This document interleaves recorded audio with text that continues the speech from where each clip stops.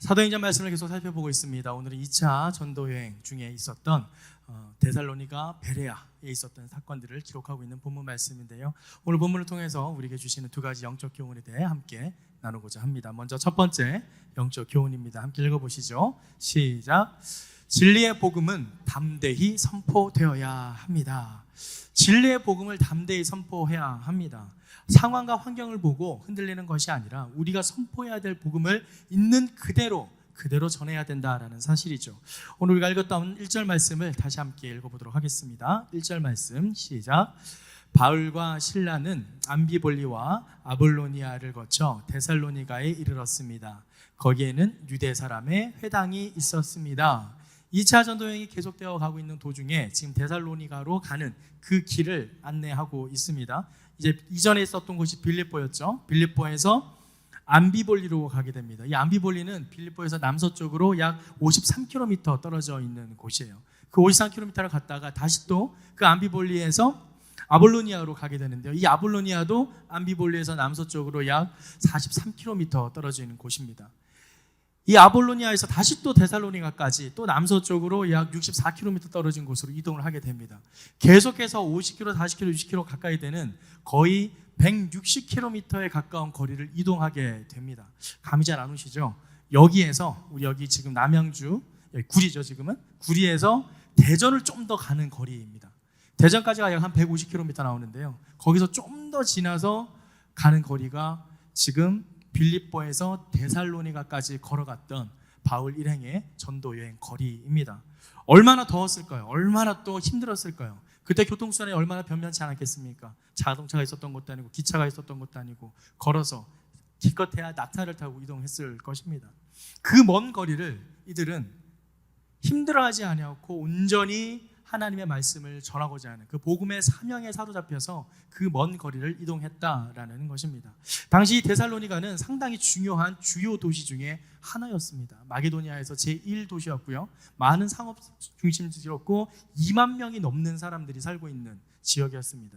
그래서 사도 바울에게는 이 데살로니가에서 전도를 한다는 것은 그 지역의 문화, 그 당시의 세상 문화를 변화시킬 수 있는 아주 좋은 전초기지가 될 수 있다는 사명감이 있었던 것이죠.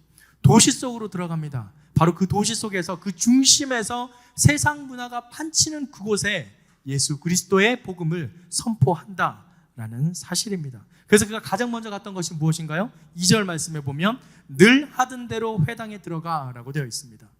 늘 하던 대로 그는 전도지에 갈 때마다 가장 먼저 찾았던 곳이 바로 유대인의 회당입니다. 이 회당은 무엇을 하는 곳인가? 바로 유대인들이 자신들의 하나님의 말씀, 즉 구약 성경을 읽어가면서 자신들의 신앙생활을 했던 곳입니다. 바로 그곳에서 유대인들에게 먼저 예수 그리스도의 복음을 전했던 것이죠. 이것은 예수님께서 말씀하신 것처럼 이스라엘 백성에게 먼저 하나님의 말씀이 선포되고 그 이후에 이방인에 선포된다라는 하나님의 말씀 전도에 대한 철학을 담고 있는 것입니다. 그렇게 회당에서 먼저 하나님의 말씀을 선포하는데 3주 동안 안식일마다 성경을 가르쳤다라고 합니다. 어떻게 가르쳤는가? 3절에서 4절 말씀을 함께 읽어보도록 하겠습니다. 3절 4절 말씀입니다. 시작.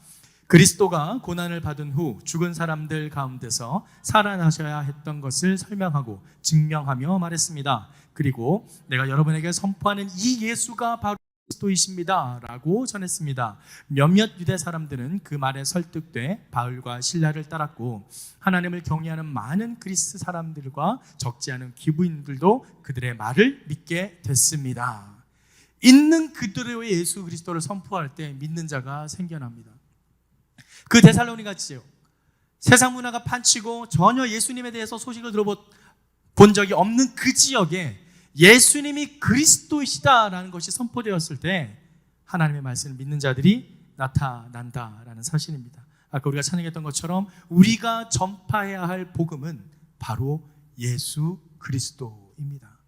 우리가 전해야 할 가장 핵심적인 복음의 중심 내용은 예수 그리스도입니다. 그래서 골로새서 1장 28절에는 이렇게 기록하고 있는데요. 골로새 1장 28절 말씀을 함께 읽겠습니다. 시작. 우리가 그를 전파하여 각 사람을 권하고 모든 지혜로 각 사람을 가르침은 각 사람을 그리스도 안에서 완전한 자로 세우려 함이니, 우리가 그리스도를 전파해야 되는 이유는 무엇인가? 바로 각 사람을 그리스도 안에서 완전한 자로 세운다라는 것입니다. 우리 인간이, 타락한 인간이 하나님 앞에 완전한 자가 될 수 있을까요? 우린 결코 완전한 자가 될 수가 없습니다. 완전이라는 단어는 하나님께 속해 있는 하나님의 속성을 설명하는 단어입니다. 우리는 결코 완전할 수가 없습니다. 하지만 우리가 완전하게 되는 방법이 있습니다. 무엇인가? 우리가 그리스도 안에 있을 때, 우리는 우리의 능력이 아니라, 우리의 모습으로 인함이 아니라 예수 그리스도라는 그 이름으로 말미암아 완전에 이르게 됩니다. 내가 그 완전을 만들어내는 것이 아니고요, 그 완전하신 예수 그리스도로 말미암아 우리가 완전에 이르게 된다라는 사실입니다. 그래서 골로새서의 말씀처럼 우리가 그리스도를 전파해야 되는 이유, 예수를 전파해야 되는 이유는 바로 하나님과 연합을 이루기 위해서 우리는 온전히 예수 그리스도만을 전해야 한다라는 사실이죠. 하지만 우리가 전도를 할 때 보면은 이 전도 방법을 다양하기 위해서 다른 많은 방법들을 생각도 많이 합니다. 전도 포판이나 여러 가지 전도 방법들이 많이 개발되고 있는데요. 하지만 우리가 잊지 말아야 될 것은 그 프로그램이나 방법에 치우쳐서 예수 그리스도가 나타나지 않는다면 그것은 바른 전도라고 할 수가 없습니다.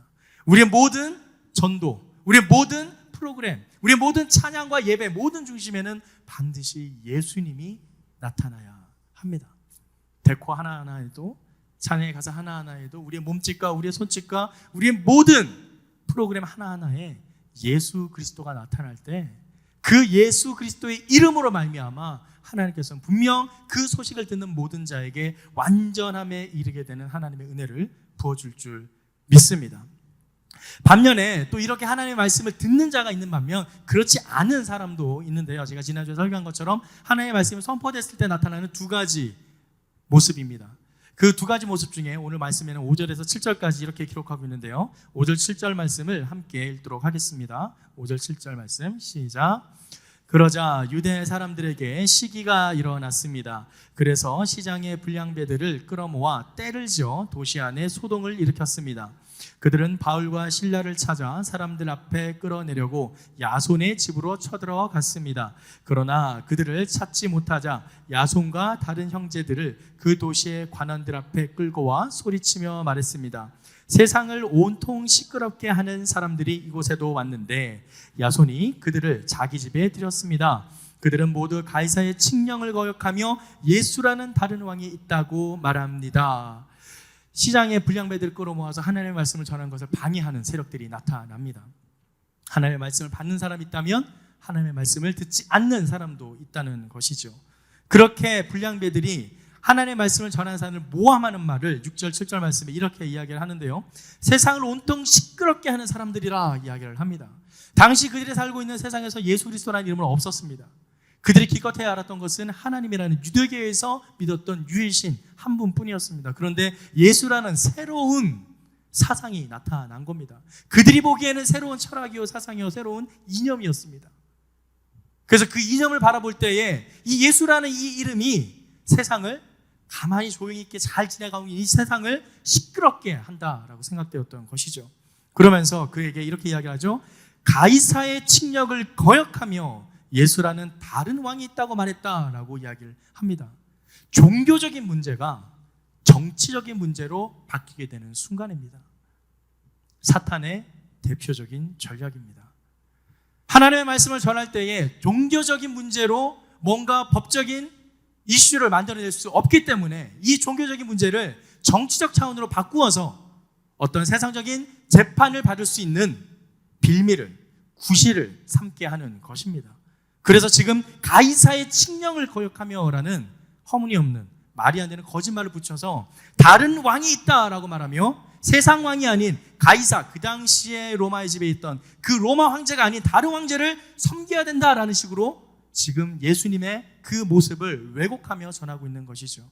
종교적 문제를 정치적 문제로 바꾸는 행태. 그때도 그랬지만 요즘도 마찬가지입니다. 요즘은 어떤 모습일까요? 바로 인권이라는 이름으로 바꿉니다. 과학이라는 이름으로 바꿉니다. 교육이라는 이름으로 바꿉니다. 종교적인 문제를 세상에 있는 단어들로 바꿔가며 정치적 이슈로 이슈화시켜 버립니다. 고등부에서 고등부 또 중등부 또는 초등부, 우리나라 교육에 많은 상당수 과학이 진화론을 따라가고 있습니다. 하지만 여러분, 우리가 반드시 선포해야 합니다. 진화론은 거짓입니다. 하나님의 창조가 진리입니다. 그런데 이 창조를 학교에서는 가르치지 못하게 합니다. 오히려 이미 거짓이고 그것이 아니라는 것이 수없이 많은 증거가 나타난 이 진화론을 여전히 채택해서 가르치고 있는 것이 우리나라 교육계의 현실입니다. 그리고 이것을 창조에 대해 이야기를 하면 그것은 종교적인 거라고 오히려 우리를 비판을 하고 있죠. 동성애도 마찬가지예요. 동성애는 하나님께서 금지하신, 하나님께서 금하신 관계입니다. 우리가 동성애자들을 미워한다는 것이 아니라 그 동성애가 죄라는 것은 우리는 명확하게 해야 합니다. 동성애는 결코 하나님이 허락하신 것이 아닙니다. 남성은 여성을 사랑하고 여성은 남성을 사랑하는 것이 하나님께서 우리에게 창조하신 섭리입니다. 그런데 그것을 거스릅니다. 그런데 그 거스르는 것을 인권이라는 이름으로, 성소수자라는 이름으로 정치적으로 이슈화시켜서 우리를 공격합니다. 사랑하는 다윗 공동체 여러분, 지킵시다. 우리가 담대하게 선포해야 될 그 복음에 흔들리지 마시고 우리는 예수 그리스도를 선포해야 합니다. 종교적 문제를 정치화 이슈시켜버리는 그런 상태, 누가복음에서는 예수님께서 이렇게 이야기를 하고 계신데요. 누가복음 21장 8절 9절 말씀을 함께 읽어보도록 하겠습니다. 시작. 이르시되 미혹을 받지 않도록 주의하라. 많은 사람이 내 이름으로 와서 이르되 내가 그라 하며 때가 가까이 왔다 하겠으나 그들을 따르지 말라. 난리와 소요의 소문을 들을 때에 두려워하지 말라. 이 일이 먼저 있어야 하되 끝은 곧 되지 아니하리라. 이러한 정치화 이슈뿐만 아니라 수많은 이단들이 내가 그리스도다, 내가 그 예수다, 내가 재림 예수다 라면서 우리나라의 많은 이단 종교들을 발견할 수 있습니다. 참 신기한 게 우리나라에는 정말 이단 종교가 많습니다. 이미 넷플릭스나 다른 어떤 매체에서 많이 그런 이단 문제에 대해서 이미 이야기를 하고 있지만 참 많은 예수가 우리나라에 있습니다. 몇백 명이 된다고 그래요. 내가 재림 예수다라고 주장하는 사람들이. 그러할 때에 우리가 꼭 붙잡아야 할 예수 그리스도는 바로 성경에 기록된 언제 오실지 우리는 알 수 없는 바로 그 예수님만을 우리는 붙잡아야 될 줄 믿습니다. 지난주에 우리 아이들하고 후연을 보내면서 좀 재미난 일이 있었는데요. 이 핸드폰에 그립톡을 제가 붙이고 있습니다. 이 그립톡이 상당히 커서 우리 둘째 딸이 이제 7살인데 양재 유치부에서 여름 캠프를 다녀왔는가 봐요. 다녀오면서 이 그립톡을 가지고 왔어요. 여기 양재 유치부라 써 있어요. 여기에 또 예수님 그림하고 2명의 친구가 손잡고 뛰어노는 그림이 그려져 있어요. 그래서 우리 둘째 딸이 갖고 와서 아빠 내가 이거 붙여줄게. 그래도 핸드폰을 달라는 거예요. 그래서 제가 그랬죠. 아빠는 이 그립톡이 핸드폰에 잘 안 맞을 것 같아. 붙이지 않으면 좋을 것 같은데 하니까 우리 둘째 딸이 눈을 똘망똘망 뜨면서 저에게 이렇게 물어봅니다. 아빠 예수님 싫어해? 아빠 예수님 안 좋아해? 그 얘기를 들은 아내와 제가 눈이 동그래져가지고 깜짝 놀라서 붙였습니다.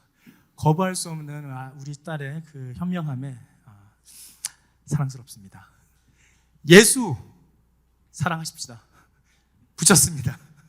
예수의 이름을 온전히 붙잡는 저와 여러분의 삶이 되기를 간절히 소망합니다. 제가 대전에 있을 때 이 창조과학에 좀 많은 사역을 감당했던 적이 있었습니다. 그런데 그때 카이스트 교수님과 한번 이 창조과학과 진화론에 대한 이야기를 심각하게 이야기한 적이 있었습니다. 그분도 교사로 섬기시는 분이셨고 또 하나님을 믿는 분이셨어요. 그런데 그분은 카이스트 교수를 하시면서 진화론이 맞다라고 생각을 하시는 분이세요. 그래서 그분을 찾아가서 이제 하나하나 조근조근 이야기를 했죠. 결국은 그랬습니다. 그분은 창세기 1장과 2장을 믿지는 않습니다. 하나님께서 종류대로 창조했다라는 것을 믿지를 않았어요. 그리고 그 종류대로 창조하는 그 방법 안에 진화라는 방법이 있지 않겠냐라면서 저를 오히려 설득하려는 거예요. 그래서 그러면 선생님, 창조되었을 때 종류대로 된 것과 인간의 창조되는 것은 하나님의 형상대로 창조되었다는 것을 믿습니까? 그때 그건 믿는데요. 그런데 그 종류라는 것 안에 하나님이 또 다른 방식으로 성경에는 기록되어 있지 않는 방식이 또 있지 않을까요? 라고 물어보는 겁니다.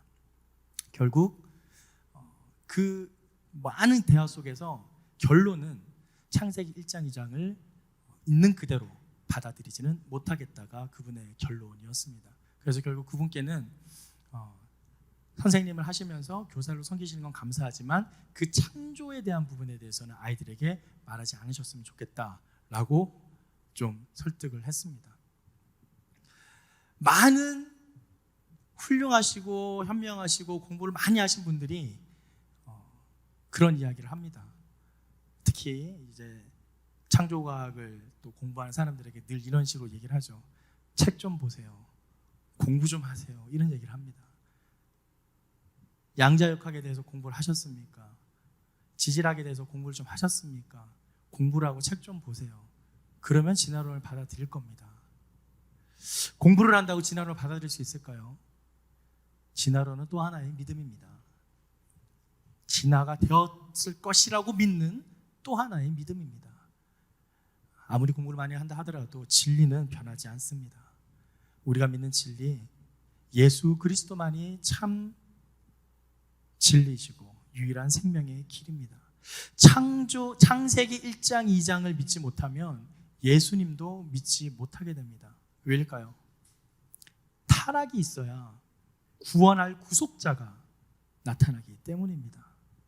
창세기 1, 2장을 믿지 않는데 어떻게 창조를 온전히 믿지 않는데 어떻게 예수님을 믿을 수가 있을까요? 특히 이러한 현상은 일본에서 자주 나타납니다. 일본에서도 이 창세기는 거의 읽지 않는다 그래요. 왜냐하면 그들이 고통받는 자기들을 구해주는 예수, 그 예수에 대한 사랑을 아주 많이 고백합니다. 하지만 하나님의 창조에 대해서는 납득이 안 된다는 거예요. 받아들이지 못하겠다는 거예요. 그런데 예수는 좋대요. 나를 구원해 주시고 나를 평안하게 해주시고 나를 살려주시는 분이니까 예수는 좋대요. 그런데 하나님의 창조, 창세기의 말씀은 잘 모르겠다 그래요. 사랑하는 다윗 공동체 여러분, 하나님은 한 분이십니다. 누구는 좋고 누구는 안 좋고 누구는 믿고 누구는 안 믿고 이렇게 나뉠 수가 없습니다. 창세기의 말씀이 기록된 창조의 하나님, 그 창조의 하나님이 계속 이어지는 분이 바로 예수 그리스도, 삼위일체 한 분이신 하나님임을 믿는 것이 우리의 신앙입니다. 우리가 전파해야 될 것, 바로 진리의 복음은 담대히 선포돼야 합니다. 바로 예수 그리스도가 참 진리이다. 이 복음을 전하는 저와 여러분이 되기를 간절히 소망합니다. 우리에게 주신 두 번째 영적 교훈입니다. 함께 읽어볼까요? 두 번째 영적 교훈, 시작. 복음을 전하는 것이 우리의 사명입니다. 이제 데살로니가에서 전도 사역을 마치고 이제 또다시 이동을 합니다. 베레아로 이동을 하는데요. 10절 말씀을 함께 읽어보도록 하겠습니다. 10절 말씀입니다. 시작. 밤이 되자마자 형제들은 바울과 실라를 베레아로 보냈습니다. 그들은 그곳에 도착하자 유대 사람의 회당으로 들어갔습니다. 베레아로 떠나갑니다. 지금 데살로니가에서 소동을 일으키는 사람들이라 그러면서 도망을 치게 되는 것이죠. 이 베레아까지도 거리가 약 남쪽으로 80km나 되는 거리입니다. 또 도망자의 신세가 된 겁니다. 하지만 그들은 도망자라고 생각을 하지 않은 것 같아요. 도망자라면 피신을 해야 되고 또 뭔가 숨어야 되는데 이들은 숨지 않습니다. 늘 하던 것처럼 또 어떻게 해요? 베레아에 가서도 회당을 먼저 찾아가서 하나님의 말씀을 전합니다. 그곳에 도착하자 유대 사람의 회당으로 들어갔습니다. 그들의 모든 행보는 도망의 길이 아니라 하나님의 말씀을 전하는 전도의 길이었다라는 사실입니다. 어디를 가든 먼저 유대인의 회당을 찾아서 하나님의 말씀을 전했던 것이죠. 디모데후서 4장 1절 2절에는 이렇게 기록하고 있는데요. 함께 읽겠습니다. 시작. 함께 읽겠습니다. 시작. 하나님의 앞과 살아있는 자와 죽은 자를 심판하실 그리스도 예수 앞에서 그가 나타나실 것과 그의 나라를 두고 엄히 명하노니 너는 말씀을 전파하라. 때를 얻든지 못 얻든지 항상 힘쓰라. 범사에 오래 참음과 가르침으로 경책하며 경계하며 권하라. 뭐라고요? 때를 얻든지 못 얻든지 하나님의 말씀을 전하라 이야기를 합니다. 한번 옆에 분들께 이렇게 전합시다. 때를 얻든지 못 얻든지 복음을 전합시다. 한 번 더 할게요. 바로 다음 주가 복음을 전하는 때입니다. 다시 한번 할게요. 8월 11일, 13일이 복음을 전할 때입니다. 할렐루야. 우리 국내 아울리시 기간 동안 복음을 전하는 그 때가 온전히 그 때를 감당하는 우리 모든 공동체 되기를 소망합니다. 우리가 전해야 되는 이 복음, 때를 얻든지 못 얻든지 전한다라고 합니다. 11절, 12절 말씀을 함께 읽어볼까요? 본문 11절, 12절 말씀 시작. 베레아 사람들은 데살로니가 사람들보다 교양 있는 사람들이어서 말씀을 간절한 마음으로 받아들이고 바울이 말한 것이 사실인지 알아보려고 날마다 성경을 찾아보았습니다. 그래서 그들 가운데 많은 유대 사람들이 믿게 됐고 적지 않은 그리스 귀부인들과 많은 그리스 남자들도 믿게 됐습니다. 아멘. 또다시 하나님의 말씀을 선포할 때 많은 사람들이 하나님의 그 말씀을 받아들이고 믿게 되는 역사가 일어나게 됩니다. 그런데 데살로니가와는 조금 다른 모습이 있죠. 아까 읽었던 것처럼 베레아 사람들은 교양 있는 사람들이라 이렇게 이야기를 합니다. 이 교양 있다라는 말은 말씀을 순수히 잘 듣는다, 귀가 열려 있다라는 뜻을 가지고 있습니다. 그래서 그 들은 말씀을 그대로 받아들여 순종하는 마음, 그 간절한 마음과 사모하는 마음이 그들의 마음 가운데 있었다라는 것이죠. 그래서 그들은 그 말씀을 듣고 난 다음에 그냥 그 말씀을 듣고 끝나는 것이 아니라 그 말씀이 정말 하나님의 말씀이고 정말 정확한지를 다시 한번 성경을 읽어보면서 확인했다라고 합니다. 성경 공부를 한 것이죠. 그들 스스로 말씀에 대한 간절함이, 사모함이 있었던 것입니다. 사랑하는 다윗공동체 여러분, 우리 모두가 이 말씀의 간절함에 붙여있는 우리의 삶이 되기를 간절히 소망합니다. 시편 기자가 그랬죠. 복 있는 자는 누구라 그랬습니까? 주의 말씀을 주야로 묵상하는 자라고 이야기를 합니다. 시편 7장 2절 3절 말씀을 같이 함께 읽겠습니다. 시작. 오직 여호와의 율법을 즐거워하여 그의 율법을 주야로 묵상하는도다. 그는 시냇가에 심은 나무가 철을 따라 열매를 맺으며 그 잎사귀가 마르지 아니함 같으니 그가 하는 모든 일이 다 형통하리로다. 아멘. 하나님의 말씀을 상고하고 묵상하고 기록하고 연구하고 공부하십시오. 그것이 말씀 안에 잡혀 살아가는 방법입니다. 늘 하나님 말씀에 끼어있다는 것은 그 하나님의 말씀을 기억하며 그 말씀에 계속 묵상하고 되뇌이고 살아가는 것입니다. 여러분이 궁금할 때 뭔가를 막 찾아보고 애쓰고 노력하잖아요. 바로 말씀 앞에서 그러한 모습을 보이면 정말 이 말씀이 살아있는 말씀으로, 정말 달콤한 말씀으로 우리에게 다가옵니다. 어떻게 하냐고요? 경험했으니까요. 여러분, 이건 경험이에요. 정말 말씀이 꿀처럼 답니다. 너무나도 달콤해서 계속 말씀을 읽지 않을 수가 없습니다. 사랑하는 다윗공동체 여러분, 이러한 말씀의 능력을 경험하는 우리 모두가 되기를 간절히 소망합니다. 바로 그의 말씀에 사로잡힐 때 우리는 진정한 복 있는 자로 하나님께서 우리를 세워주십니다. 이 청년의 때 정말 많은 고민들이 있을 겁니다. 진로에 대해서, 이 불확실한 미래에 대해서, 직장에 대해서, 여러 가지 많은 앞날에 대한 불안함, 두려움, 예측할 수 없는 이 상황들. 하지만 이 예측할 수 없는 모든 불확실성 속에서 가장 확실한 것은 변하지 않는 하나님의 말씀입니다. 그리고 우리가 그 말씀에 온전히 사로잡힐 때 우리는 말씀의 인도함을 받아 이 불확실성의 세계 속에서 하나님의 확실한 응답을 받으며 살아가게 될 줄 믿습니다. 그러한 확실성에 거하는 저와 여러분의 삶이 되기를 간절히 소망합니다. 그래서 시편 기자는 이렇게 기록을 하죠. 시편 119편 9절 말씀을 함께 읽겠습니다. 함께 읽겠습니다. 시작. 청년이 무엇으로 그의 행실을 깨끗하게 하리이까? 주의 말씀만 지킬 따름이니이다. 아멘. 우리가 우리의 행실을 깨끗하게 할 수 있는 것은 어떤 도덕적이고 어떤 윤리적인 법칙들이 아닙니다.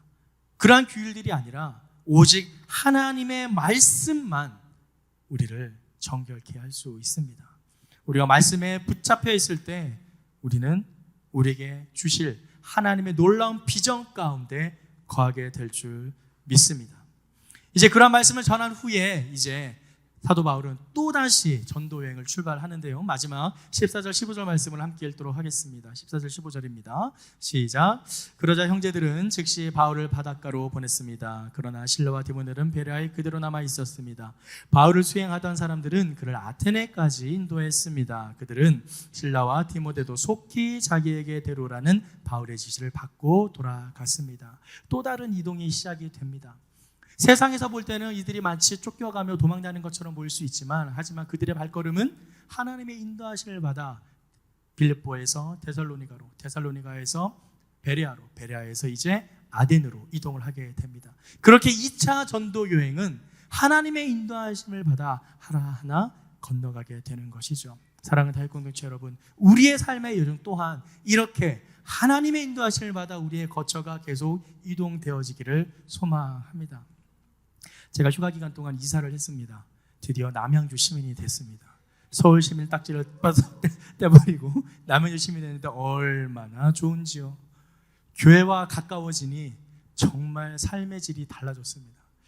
늘 제가 양재에서 여기 양재에서 이 남양주 구리 온누리교회까지 올 때까지 거리가 한 25km가 돼요. 근데 25km를 새벽에 빨리 달려오면은 17분 만에 올 수도 있었습니다. 근데 그 17분 만에 올 동안 얼마나 제가 떨렸겠어요. 속도를 얼마나 냈겠습니까? 물론 교통규칙은 다 지켰습니다. 하지만 그 속도를 내면서 행여나 돌발 사고라든지 혹시나 타이어가 펑크 난다든지 뭔가 있을지 모를 예측할 수 없는 그 불안감 속에서 그 속도를 내며 달려왔을 때 그 긴장감들이 저는 몰랐지만 한 1년 정도 누적되다 보니까 그게 큰 스트레스였던 것 같아요.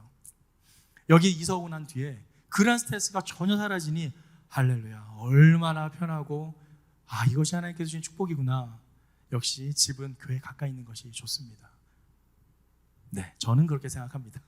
교회 가까이에서 또 가까워지니까 또 단점도 있어요. 너무 가까워서 이제 금방 오게 되니까 행동이 조금 늦어지게 됩니다. 시간 여유가 많아 하다가 지각을 할 뻔한 적이 있었습니다. 어제 깜짝 놀랐어요. 이렇게도 될 수 있구나. 중요한 것은 어느 거리에 있든지 우리의 삶이 더욱 주님과 가까이 나아가게 될 때 하나님은 분명 우리에게 진정한 평안과 안식을 줄 믿습니다. 하나님의 말씀에 붙잡혀 있으십시오. 교회에 붙잡혀 있으십시오. 사명에 붙잡혀 있으십시오. 어디를 이동하든 어디를 가든 사명을 따라 하나님의 말씀을 따라 순종하며 나아간다면 우리의 삶은 분명 복 있는 자로 하나님의 부르심 받는 자로 살아가게 될 줄 믿습니다. 오늘 주시는 영적 교훈 두 가지. 첫 번째, 진리의 복음은 담대히 선포되어야 합니다. 두 번째, 복음을 전하는 것이 우리의 사명입니다. 때를 얻든 얻지 않든 말씀을 전하며 나아가는 우리의 삶이 되기를 소망합니다. 이제 마지막으로 사도 바울이 고백했던 그 말씀을 우리의 고백으로 함께 선포하며 읽고 말씀을 마무리하겠습니다. 사도행전 20장 23절에서 24절 말씀입니다. 함께 읽겠습니다. 시작. 오직 성령이 각 성에서 내게 증언하여 결박과 환난이 나를 기다린다 하시나 내가 달려갈 길과 주 예수께 받은 사명 곧 하나님의 은혜의 복음을 증언한 일을 마치려 하면은 나의 생명조차 조금도 귀한 것으로 여기지 아니하노라. 아멘. 바로 이 말씀을 나의 말씀으로 받고 나의 레마로 내게 주시는 말씀으로 받아 그 사명의 길 위에서 나의 생명조차 조금도 귀하게 여기지 않고 주님의 말씀에 순종하는 저와 여러분의 삶이 되기를 간절히 축원합니다.